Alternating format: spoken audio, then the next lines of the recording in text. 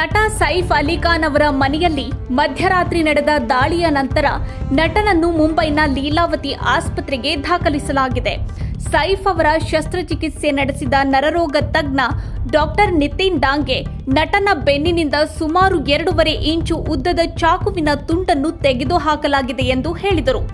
ಈ ಹೇಳಿಕೆಯ ಬೆನ್ನಲ್ಲೇ ಇದೀಗ ಸೈಫ್ ಅಲಿ ಖಾನ್ಗೆ ಚಾಕು ಇರಿದ ಆರೋಪಿಯ ಫೋಟೋವನ್ನು ರಿಲೀಸ್ ಮಾಡಿದ್ದಾರೆ ಪೊಲೀಸರು. ನಟ ಸೈಫ್ ಅಲಿ ಖಾನ್ ಅವರ ನಿವಾಸದಲ್ಲಿ ಹಲ್ಲೆ ನಡೆಸಿದ ಆರೋಪಿಗಳ ಫೋಟೋವನ್ನು ಪೊಲೀಸರು ಬಿಡುಗಡೆ ಮಾಡಿದ್ದಾರೆ. ಈ ಆರೋಪಿಯ ಹೆಸರು ಏನು ಎಂದು ತಿಳಿದು ಬಂದಿಲ್ಲ. ಸದ್ಯ ಸಿಸಿಟಿವಿ ಫುಟೇಜ್ ಆಧರಿಸಿ ಆರೋಪಿಯ ಫೋಟೋವನ್ನು ರಿಲೀಸ್ ಮಾಡಿದ್ದಾರೆ ಪೊಲೀಸರು. ಪ್ರಕರಣದ ತನಿಖೆಗಾಗಿ ಮುಂಬೈ ಪೊಲೀಸರು 15 ತಂಡಗಳನ್ನು ರಚಿಸಿದ್ದಾರೆ. ಸಿಸಿಟಿವಿಯಲ್ಲಿ 2 ಶಂಕಿತರನ್ನು ಸೆರೆ ಹಿಡಿಯಲಾಗಿದ್ದು, ಅವರಲ್ಲಿ ಒಬ್ಬರನ್ನು ಮುಂಬೈ ಪೊಲೀಸರು ಗುರುತಿಸಿದ್ದಾರೆ. ಇದೀಗ ಶಂಕಿತ ಆರೋಪಿಯ ಚಿತ್ರ ವೈರಲ್ ಆಗಿದೆ. ಕಟ್ಟಡಕ್ಕೆ ಕಳ್ಳರು ನುಗ್ಗಿದ ಸ್ಥಳದಲ್ಲಿ ಬಿಗಿ ಭದ್ರತೆ ಏರ್ಪಡಿಸಲಾಗಿದೆ. ಕಟ್ಟಡದ ಎಲಿವೇಟರ್ಗಳಲ್ಲಿ ಪ್ರಯಾಣಿಸಲು ಪ್ರವೇಶ ಕಾರ್ಡ್ ಕೂಡ ಅಗತ್ಯವಿದೆ.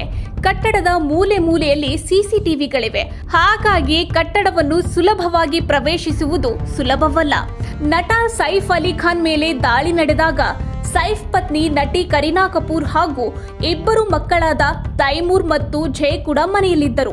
ಕರೀನಾ ಮತ್ತು ಮಕ್ಕಳನ್ನು ರಕ್ಷಿಸಲು ಸೈಫ್ ತನ್ನ ಪ್ರಾಣವನ್ನೇ ಪಣಕ್ಕಿಟ್ಟರು ಎನ್ನಲಾಗ್ತಿದೆ.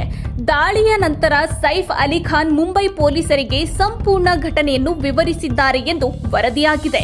ಲೀಲಾವತಿ ಆಸ್ಪತ್ರೆಯ ನರವಿಜ್ಞಾನಿ ಡಾಕ್ಟರ್ ನಿತಿನ್ ಡಾಂಗೆ ಈಗಾಗಲೇ ಸೈಫ್ ಅವರ ಬಗ್ಗೆ ಮಾಹಿತಿ ನೀಡಿದ್ದಾರೆ.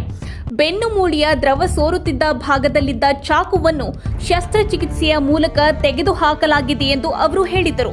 ಅದನ್ನು ಶಸ್ತ್ರಚಿಕಿತ್ಸೆಯ ಮೂಲಕ ಸರಿಪಡಿಸಲಾಗಿದೆ. ಸೈಫ್ ಅವರ ಈ ಶಸ್ತ್ರಚಿಕಿತ್ಸೆಯನ್ನು ಹೃದ್ರೋಗ ತಜ್ಞ ಡಾಕ್ಟರ್ ಶ್ರೀನಿವಾಸ್ ಕುಡ್ವಾ ಅವರ ಮೇಲ್ವಿಚಾರಣೆಯಲ್ಲಿ ಮಾಡಲಾಯಿತು. ಸೈಫ್ ಈಗ ಅಪಾಯದಿಂದ ಪಾರಾಗಿದ್ದಾರೆ ಎಂದಿದ್ದಾರೆ.